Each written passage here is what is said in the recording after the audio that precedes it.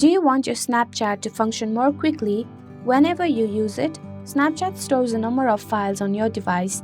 The app maintains cache for particularly all of the features and functions you use the most. These files are known as cache. From within Snapchat itself, you can also clear the cache. Hello everyone, welcome to Online Help Guide. Today in this video, I am going to show you how to clear cache on Snapchat. So without any further ado, let's get started. Open your Snapchat on your device. Click on the profile icon at the top left of your screen. Tap on Settings icon at the top right of your screen. On the Settings page, scroll downwards.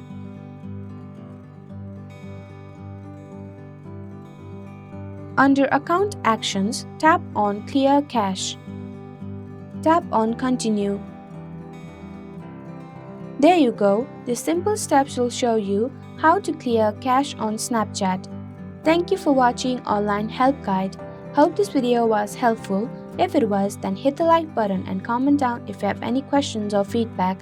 Also, if you are new to our channel, subscribe and hit the bell icon so that you don't miss our upcoming videos.